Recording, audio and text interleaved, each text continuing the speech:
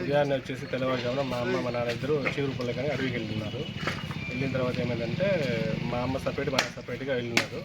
మా నాన్న వెళ్ళిన చోటకి ఏంటంటే ఆ పక్క ఫారెస్ట్ పక్క అడవిలో నుంచి జామాయిలో దాటుకుంటే టైంలో రోడ్డు ఎదురుగానే పులి అనేది కనిపించేసింది. కనిపించినాక మా నాన్న ఏం చేశారంటే ఆ నుంచి పక్కకి వెళ్ళిపోయేసి ఆ నుంచి చెట్ల నుంచి పక్కకు వచ్చాడు. అక్కడికి వచ్చిన తర్వాత ఏమైందంటే మా అమ్మకు ఫోన్ చేస్తే మా అమ్మ ఫోన్ స్విచ్ ఆఫ్ వచ్చింది. ఇంకా ఆ నుంచి మా ఇంట్లో మా అక్క ఫోన్ చేస్తే మా అక్క దగ్గరికి వచ్చేసి ఇక్కడ సంగతి పులి కనిపించినట్టు నాన్నకి అని చెప్పేసి మా అమ్మ మా అక్క ఇట్లా చెప్పింది. చెప్పిన నేను బండి తీసుకొని నేను నేరుగా అడవిలోకి వెళ్ళినాను. అడవిలోకి వెళ్ళినా ఫోన్ చేస్తే మా అమ్మ ఫోన్ స్విచ్ ఆఫ్ వచ్చింది. ఇంకా అంచి అడవి అంతా ఇంకా తిరిగేసి మా అమ్మ అరుస్తా వెళ్ళినాను. వెళ్ళిన తర్వాత ఇంకా కొద్దిసేపు తర్వాత మా అమ్మ టైం చూసుకునే కోసం ఫోన్ ఆన్ చేసింది. ఫోన్ ఆన్ చేసిన తర్వాత మా అక్క ఫోన్ చేసింది.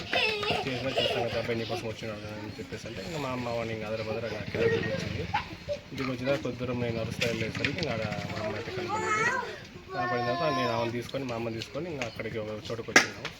ఇంకా అక్కడికి వచ్చిన తర్వాత మా నాన్న కోసం మా నుంచి అరిస్తే మా నాన్న కూడా పైనుంచి ఆమె కింద దిగి వచ్చినారు. ఎక్కడ ఉంది ఏంటంటే పలంతమ్మ చెట్ల కింద వద్దనుకుంటా కాడ ఇట్లా పులి అయితే కనపడింది. నువ్వు హార్న్ అయితే కొట్టబాకు అని చెప్పేసి అని మళ్ళీ ఫోన్ చేశాడు. సరే కొద్దిసేపు తర్వాత మా నాన్న మా ఇద్దరు ఒక చోటుకు వచ్చినాము. మా ముగ్గురు కలిసి ఆ ఇంటికి వచ్చేసాము. ఏం చేశారు అక్కడికి వెళ్ళి ఎందుకు వెళ్ళారు? ఏం జరిగింది అక్కడ? నాకు అసలు ఏం తెలియదు. అంటే అంతేదో కనపడుతుందని ఫోన్ చేయడం.